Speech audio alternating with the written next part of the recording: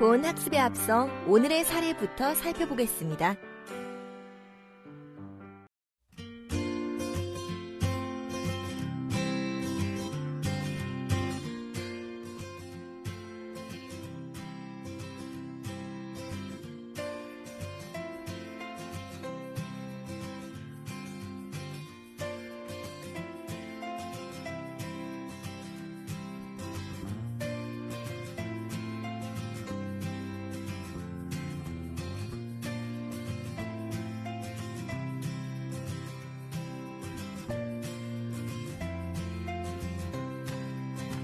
이 상황을 어떻게 보고 있을까요? 수많은 댓글을 보면서 무엇을 느끼셨나요? 다른 사람의 지식을 내 것으로 포장하는 게 과연 의미가 있을까요? 공부는 본인이 하는 겁니다. 이번 시간에는 학습윤리란 무엇인가? 그리고 학습윤리를 지켜야 하는 이유가 무엇인가? 그 다음에 학습윤리에 어긋나는 행위들은 어떤 것이 있고 그런 사례들이 어떤 것들이 있는지를 살펴보도록 하겠습니다. 우리가 대학에서 학습활동을 할 때 학습윤리에 어긋나는 행위들이 어떤 것인지를 잘 알아야 학습윤리에 어긋나지 않고 올바른 학문 탐구를 정직하게 수행할 수 있을 것입니다. 대학은 학문을 탐구하는 곳입니다. 그리고 학문 탐구의 목표는 바로 진리 추구입니다. 이런 학문 탐구 능력과 함께 반드시 동반되어야 하는 것이 학문 탐구의 윤리입니다. 학문 탐구 과정에서 요구되는 윤리는 교수나 연구원과 같은 전문 연구자들뿐 아니라 여러분과 같은 대학생들, 이제 학문 탐구를 막 시작한 초보 연구자라고 할 수 있는 학부생들에게도 동일하게 적용되는 윤리입니다. 그 연구원들, 또 교수들, 이와 같은 이런 전문 연구자들에게 요구되는 그 연구의 전 과정에서 요구되는 엄격한 윤리를 연구윤리라고 한다면, 우리 같은 학부생들, 그러니까 초보 연구자들한테 요구되는 윤리로서 대학 생활에서 학습의 전 과정에서 요구되는 윤리를 학습윤리라고 이름을 붙였습니다. 원래는 연구윤리라는 말만 있었는데 대학생들을 위해서 대학생들의 학습 과정에서 요구되는 필요한 윤리를 학습윤리라고 따로 이름을 붙여서 우리가 이를 잘 준수할 수 있는 그런 가이드라인들을 우리가 알 필요가 있겠습니다. 이런 학습윤리는 대학생활 전반에서 일어나는 수강하는 일, 수업을 듣고 과제물을 작성하고 레포트를 써서 제출하고 또 수업 중에 여러 가지 학습활동들을 하는 일, 또 시험, 이렇게 대학에서 이루어지는 모든 학습활동에 있어서 지켜야 될 윤리를 바로 학습윤리라고 이러는 것입니다. 그러면 이런 그 학습윤리를 왜 지켜야 할까 하는 학습윤리를 지켜야 하는 이유를 네 가지로 나누어서 한번 살펴보도록 하겠습니다. 먼저 첫째, 대학에서 학문을 탐구하는 이유가 진리를 추구하는 데 있기 때문입니다. 진리를 추구한다고 하면서 진실된 방법을 사용하지 않는다면 학문 탐구의 목표에 제대로 도달할 수 없습니다. 두 번째로, 정직한 학습 활동만이 학습 능력을 배양해 주기 때문입니다. 성실한 노력에 기반하지 않는 학습 활동은 자신의 능력 개발에 도움을 주지 못할 뿐더러 자신의 노력을 바탕으로 한 자발적이고 정직한 학습 활동만이 우리 사회가 요구하는 그 창의적인 지식 생산 능력을 길러주기 때문입니다. 세 번째로, 우리가 학문 탐구를 하면서 익혀야 하는 것은 학술적 지식뿐 아니라 학문하는 올바른 태도이기 때문입니다. 아무리 많은 지식을 갖고 있는 사람이라고 하더라도 올바른 학문적인 태도를 갖추지 못한 사람은 그 지식을 잘못 사용해서 세상에 아첨하고 자신의 영역을 위해서 잘못 사용하기 쉽습니다. 또 성실하고 정직한 학문 태도를 지닌 사람만이 우리 사회를 건강하게 발전시킬 수 있기 때문입니다. 네 번째, 정직하지 않은 학습 행위는 공정한 평가를 왜곡할 수 있기 때문입니다. 다른 사람이 많은 시간과 노력을 들여서 이룬 성과를 함부로 허락도 받지 않고 무단으로 가져다 쓰는 표절 행위가 되어서는 안 될 것입니다. 또 다른 사람의 이루어놓은 노력에 슬쩍 올라타는 무임승차 행위도 문제가 큽니다. 그리고 우리 대학생들이 이제 시험을 볼 때 일어나는 가끔씩 드물게 일어나는 부정행위와 같은 것은 이 자체가 비윤리적이기도 하지만 또 동시에 다른 학우들한테 피해를 줄 수 있기 때문입니다. 그래서 이러한 이유들로 우리는 학습 윤리를 지켜야 하는 것입니다. 이런 학문 탐구 과정에서 요구되는 윤리적인 덕목은 진리를 추구하는 과정에 있는 신호등과 같은 역할을 하고 있습니다. 우리가 이러한 그 신호등을 잘 지키고 정직하게 지켜나가야만 학문 탐구와 진리 추구라는 올바른 목표 지점에 도달할 수 있을 것입니다. 여러분들과 같은 대학생들은 이제 막 학문 탐구를 시작하는 초보 연구자들입니다. 그래서 특히나 출발 과정에 있는 우리들은 이러한 학문 과정에서 필요한 윤리적인 학습 태도, 윤리적인 학문 탐구 태도를 잘 이해하고 이를 생활화하고 잘 준수해 나갈 필요가 있습니다. 자, 그러면 이번에는 학습 윤리에 어긋나는 행위들 그리고 그러한 사례들을 몇 가지 살펴보도록 하겠습니다. 이런 학습 윤리에 어긋나는 행위들을 우리가 잘 알고 이것들을 이런 행위들을 하지 않는 일이 바로 학습 윤리를 잘 수행해 나가는 일이 될 것입니다. 먼저 가장 대표적인 학습 윤리에 어긋나는 행위로서 표절을 들 수 있습니다. 이 표절은 다른 사람의 아이디어나 글, 그러니까 다른 사람의 글뿐 아니라 다른 사람의 생각까지도 포함합니다.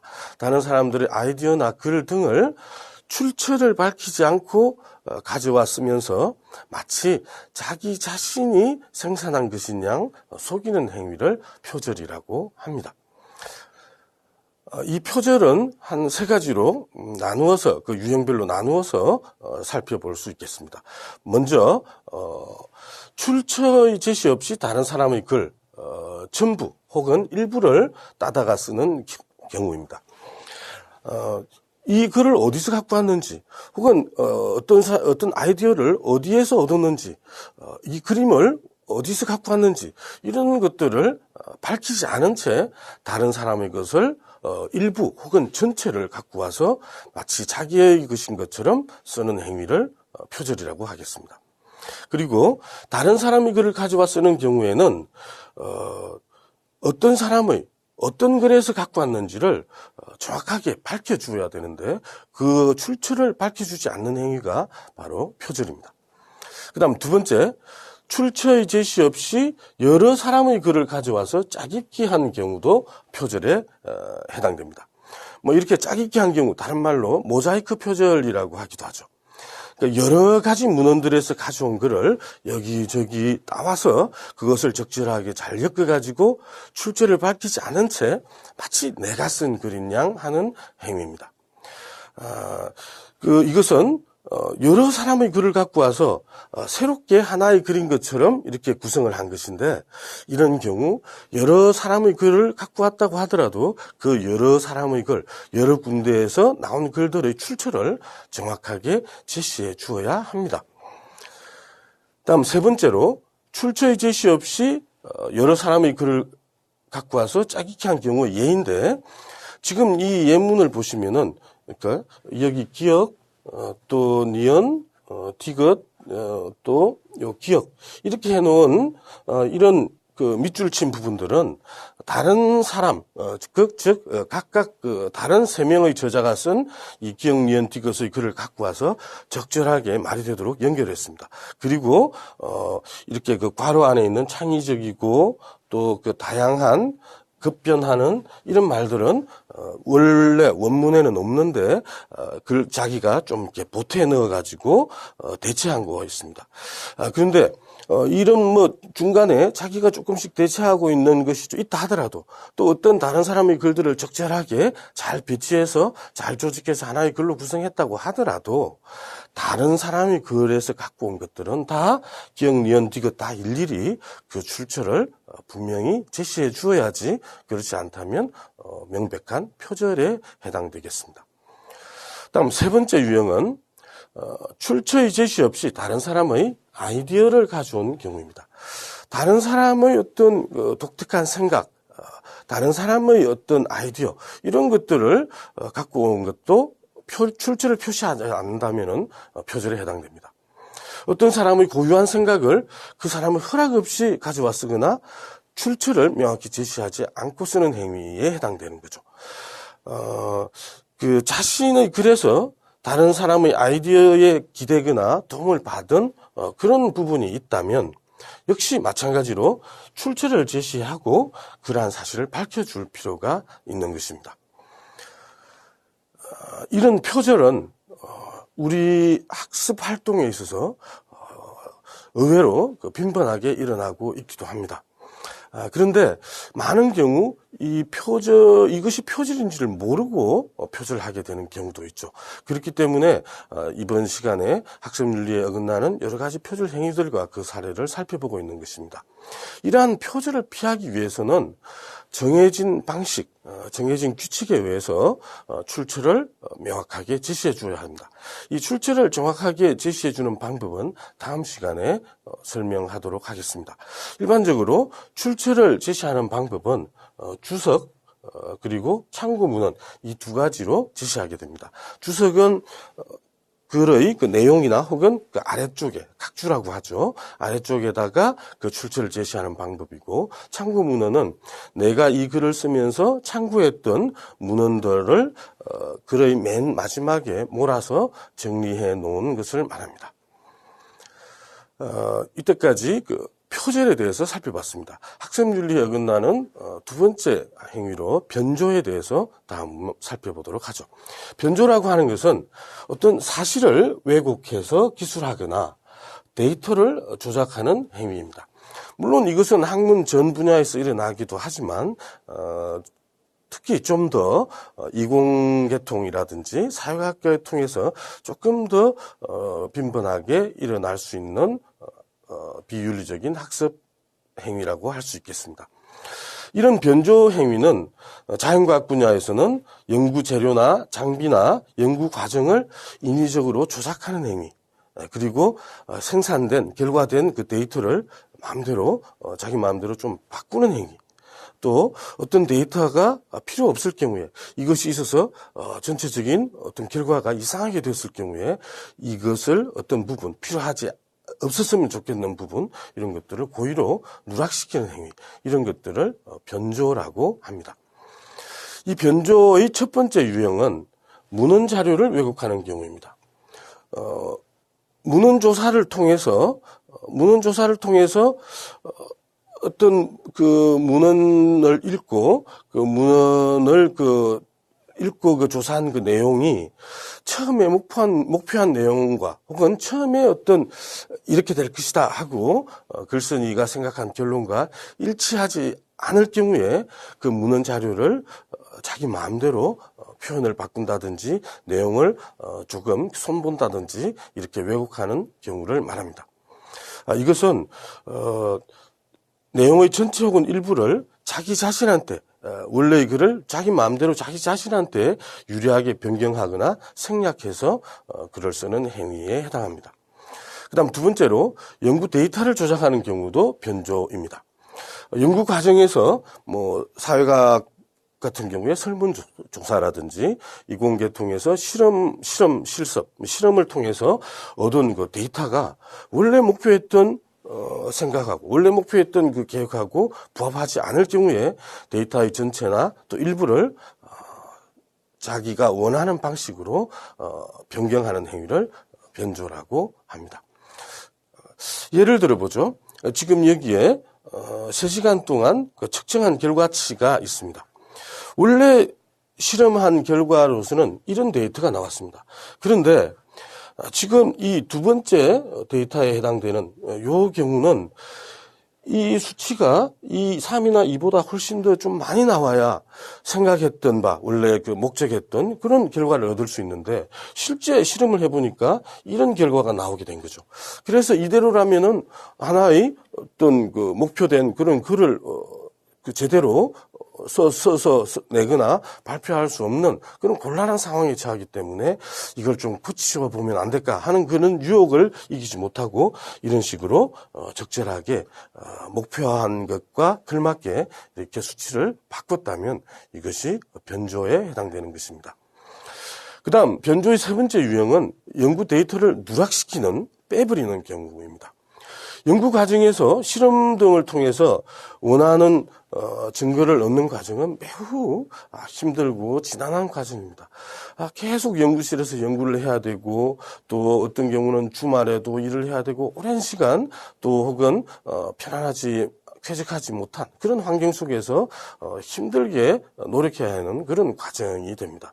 그런데 이런 과정을 통해서 얻은 결과가 마음대로 원하는 대로 되지 않았거나 계획대로 성공적인 그런 결과가 나오지 않았을 경우에 자신한테 유리한 데이터만 선별해서 뽑아서 취하고 자기한테 불리하고 좀 문제가 있어 보이는 데이터는 살짝 누락시켜 버리거나 은폐하는 행위를 변조라고 합니다.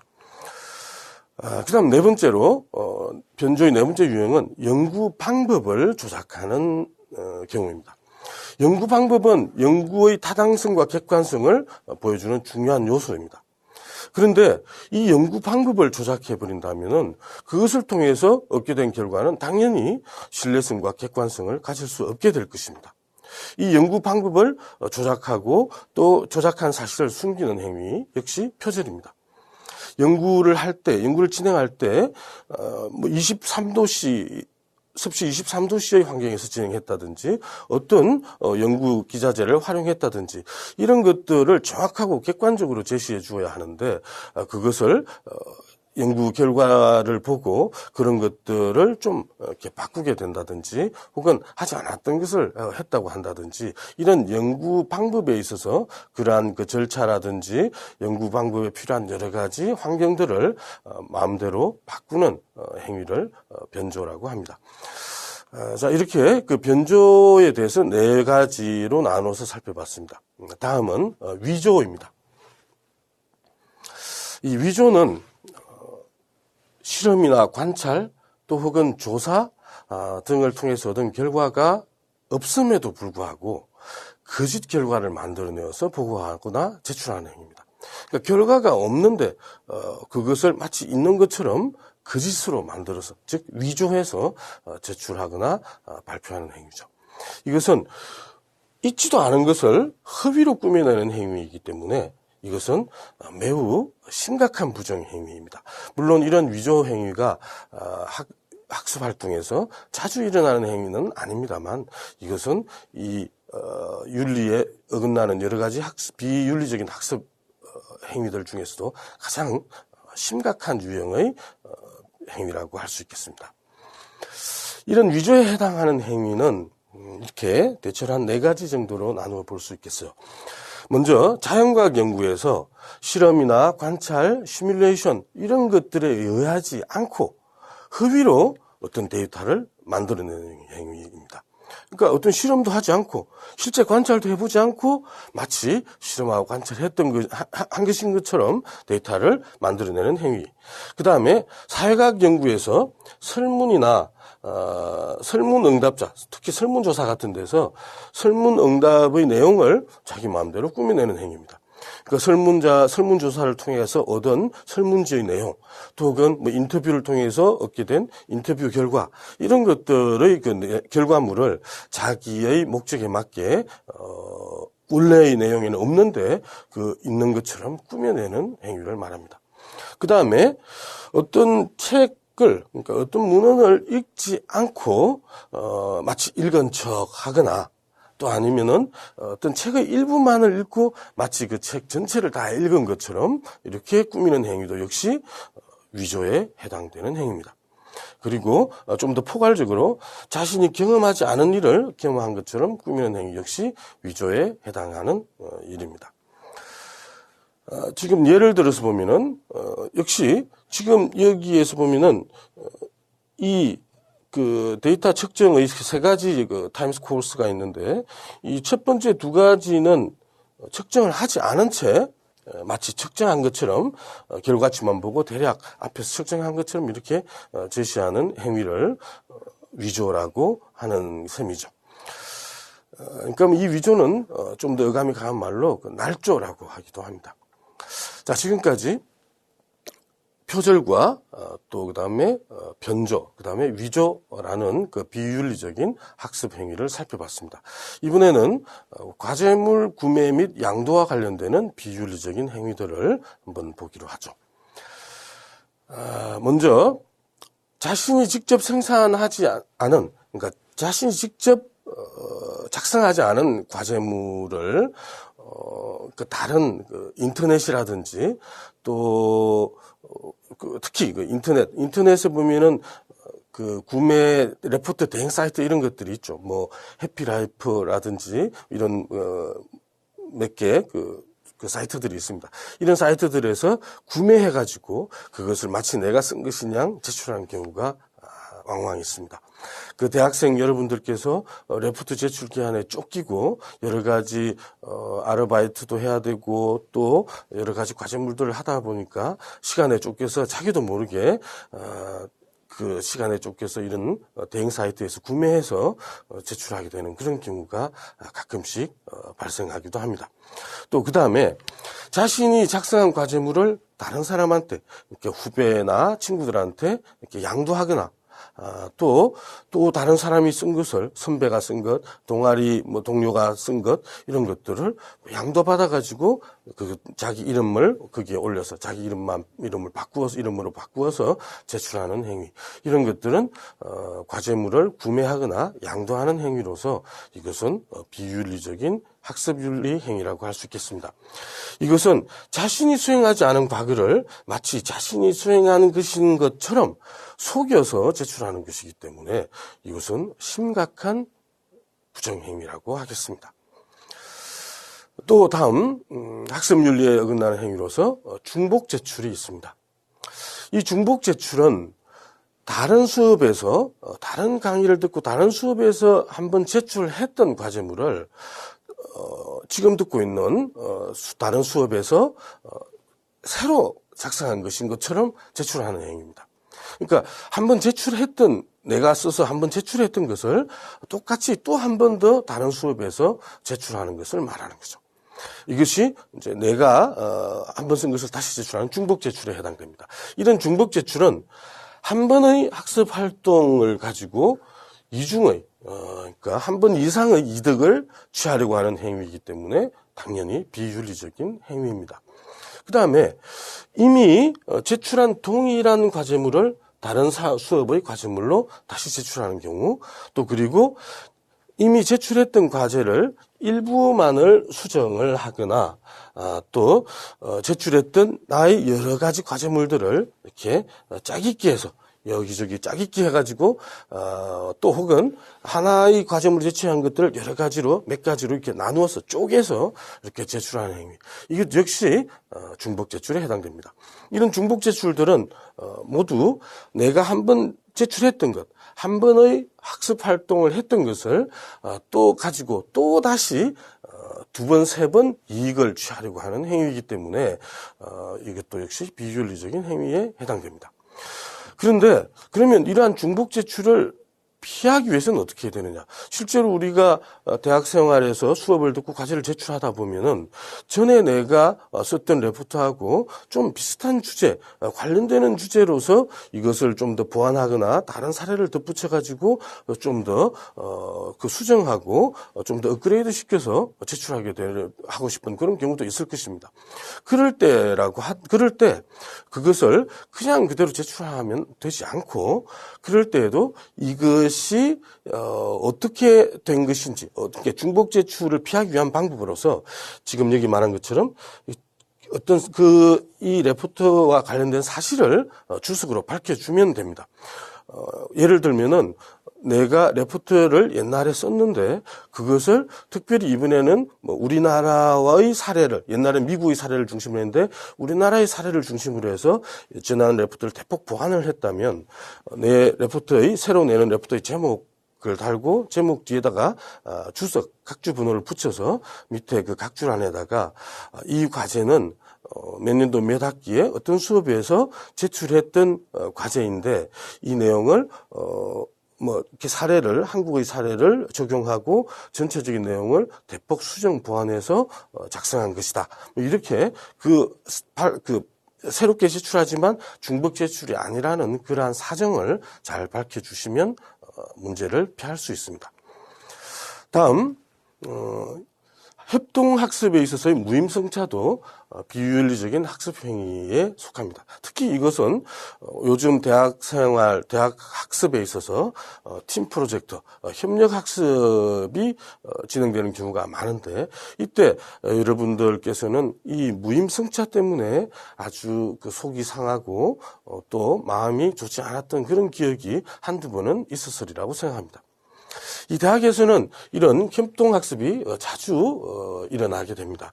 이런 협동학습에서는 구성원들의 자발적인 참여와 협동정신 그리고 서로를 배려하는 그런 마음이 무엇보다도 필요합니다.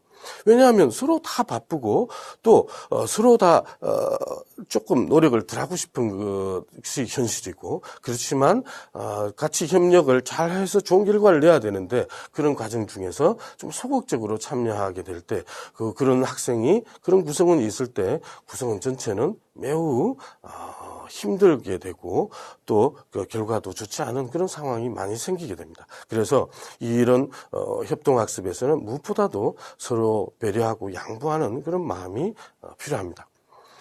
이 협동학습에서의 무임승차는 두 가지, 협동학습 과제 수행에 아예 참여하지 않는 경우도 있고 그 다음에 참여는 하지만 자신의 역할을 충분히 이행하지 않을 때 그 두 가지가 있습니다. 1번은 아예 참여하지 않는 경우고 2번은 참여하기는 하되 그냥 적당히 대충 이렇게 열심히 참여하지 않는 그런 경우 이 두 가지를 다 무임승차라고 할 수 있습니다.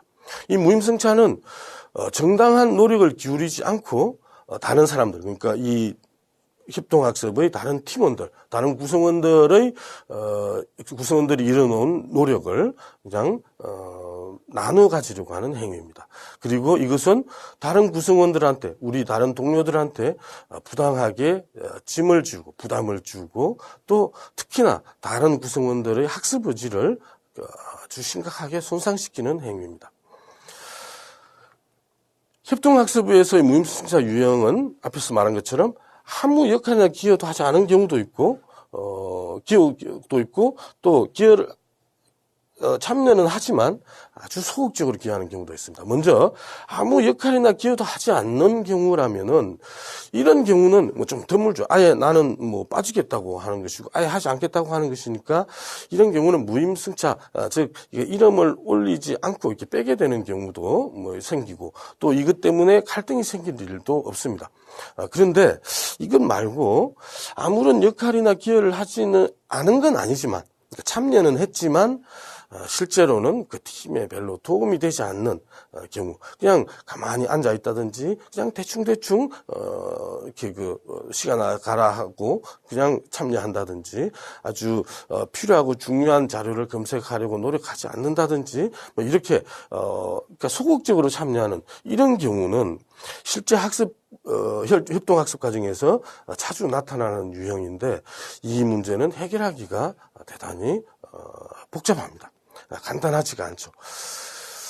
이 협동학습에서의 무임승차의 유형은 대체로 이런 유형들이 많죠. 전화를 해도 잘 받지 않고, 뭐 톡을 보내도 잘 보지도 않고, 또 모임에 있어서 이런저런 이유로 빠집니다. 뭐 삼촌이 돌아가셨다, 또 어머니가 뭐 병원에 입원하셨다, 뭐 이런 온갖 이유로 아르바이트는 이런 이유로 모임에 자주 빠지고, 또 그 다음에 맡은 일을 기한 내, 시간 내에 자료를 보내줘야 되는데 보내주지 않는다거나 좀 쉬운 일만 하려고 한다든지 또 그냥 하는 척 시중만 한다든지 막 이 결과가 아주 좋게 나오도록 적극적으로 노력을 해야 되는데 그냥 꼭 내가 해야 될 정도만 딱 하는 그런 것, 이런 여러 가지들도 다 포괄적으로 흔히 볼 수 있는 무임승차의 어떤 유형들에 해당된다고 하겠습니다. 그러면 이런 무임승차를 피하기 위해서는 어떻게 해야 되는가? 가장 중요한 것은 이 구성원들의, 학생 여러분들의 책임감, 그리고 서로 동료를 배려하려고 하는 그런 배려와 협동의 정신이 필요하고, 그것이 있다면 이런 무임승차 같은 일이 생기지 않을 것입니다. 그렇지만 그럼에도 불구하고 가끔씩 생길 수 있는 이런 무임승차를 피하기 위해서는 몇 가지 여러분들께서 알아두실 것이 있습니다. 먼저 맨 처음 무임승차가 있다면 그러한 사실을 담당 교수한테 반드시 알려야 합니다. 그 알리는 것이 우리 한국 사회가 뭐 인정이 많다 뭐 이런 말들이 있는데, 알리는 것이 뭔가 고자질하고 나쁜 일이 아닙니다. 정당한 어떤 결과를 그 평가를 얻기 위해서 교수한테, 교수가 공정한 평가를 해줄 수 있게 하기 위해서 이런 일이 있으면 그 사실을 교수한테 알려줘야 합니다. 그것을 구두로 알릴 수도 있겠고, 또 그 메일이나 아니면 보고서에 따로 첨부해서 그러한 사실을 알릴 필요가 있습니다. 그리고 이것을 직접 말하기가 곤란하다면 또 그리고 그러한 과정을 자연스럽게 교수가 알 수 있도록 하기 위해서는 이 회의록을 작성하는 것이 아주 그 필요성이 있고, 또 이것은 그 활용도가 높다고 생각이 됩니다. 협동학습을 했을 때 그 협동학습을 한 구성원들의 명단과 또 협동학습을 위해서 준비한 그 날짜와 시간, 장소, 그 다음에 그때 어떤 내용들을 가지고 이야기했는지, 그리고 역할 분담이 어떻게 되었는지, 이런 것들을 회의록으로 작성을 해서 같이 그 결과물과 같이 제출한다면 담당 교수는 그것을 보고 공정한 평가를 할 수 있는데 아주 도움이 되리라고 생각합니다. 그 다음에 이 기여도 조사도 할 수 있습니다. 기여도 조사는 뭐 팀원들 스스로 할 수도 있겠지만, 이것은 담당 교수가 이것을 해줄 수 있다면 더 좋겠죠. 물론 필요한 경우에 해야지 무조건 하는 것은 바람직하지 않다고 생각됩니다. 어떤 그 팀 프로젝트 할 때, 협동학습을 할 때 그 팀에 어떤 갈등이 있다고 생각됐을 때 그 팀원들한테 협동학습을 위한 어떤 기여도 조사를 해서 그 결과를 보고 그 결과와 함께 팀원들하고 대화를 나눈 뒤에 거기에 맞춰서 적절한 평가를 할 수 있는 방법들이 있겠죠. 그렇지만 이런 그 피할 수 있는 그 방법들은 회의록 작성을 빼놓고는 실제로 이런 그 수행하기가 그렇게 간단하지는 않습니다. 그렇지만 이런 어떤 그 일이, 이런 피하기 위한 이런 방안들, 이런 것들도 중요하겠지만 반복해서 말하지만 이런 협동학습은 학습활동, 대학에서의 학습활동에서도 일어나지만 장차 사회에 나가서도 그 사회의 그 기업에서 업무를 수행할 때도 이런 협력하는 팀 프로젝트가 자주 일어납니다. 그럴 때 역시 이런 책임의식, 그리고 상대방을 배려하는 정신, 이런 것들이 있어야 문제가 없이 아주 시너지 효과를 얻을 수 있는 좋은 활동이 될 수 있으리라고 생각합니다. 자, 그 다음 마지막으로 학습윤리에 어긋난 행위들로 여러 가지 대리 출석이나 무단 조퇴, 시험 부정 행위들도 있습니다. 대리 출석은 출석하지 않은 채 다른 사람이 대신 대답하게 하는 비윤리적인 행위죠. 그 다음 무단 조퇴, 출석만 확인하고 나서 강의실 벗어나서 다시 들어오지 않는 행위입니다. 여러분들이 쓰시는 용어로 출티라고 하기도 하죠. 그 다음에 시험 부정 행위, 시험 치면서 남의 답안을 훔쳐보는 행위뿐 아니라 보여주는 행위, 그리고 참고 자료를 보거나 또 대리시험을 부탁하거나 또 실제로 하는 이런 여러 가지들도 시험 부정 행위라고 하겠습니다. 이런 시험 부정 행위는 학생들의 학업 성취도를 측정하기 위해서 시행하는 방법인데, 이런 부정한 행위들은 공정한 평가를 방해하는 비윤리적인 행위로서 절대로 있어서는 안 되는 행위들입니다. 자, 이상으로 오늘 그 학습윤리란 무엇인가, 그리고 학습윤리에 어긋나는 행위와 사례들에 대해서 살펴봤습니다. 오늘 학습한 내용은 잘 이해하셨나요? 학습한 내용을 토대로 문제에 대해 함께 고민해 보겠습니다. 협동학습에서의 무임승차를 줄이기 위한 방법은 어떤 것이 있을까요?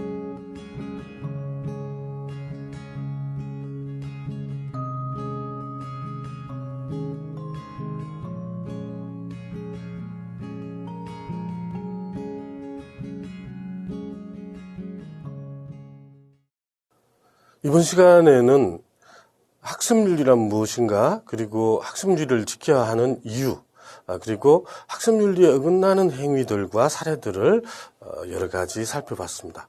우리가 대학에서 학습활동을 할 때 이러한 비윤리적인 학습 행위들을 잘 알아서 올바른 학문활동, 올바른 학문 탐구 활동에 매진할 수 있도록 되었으면 좋겠습니다.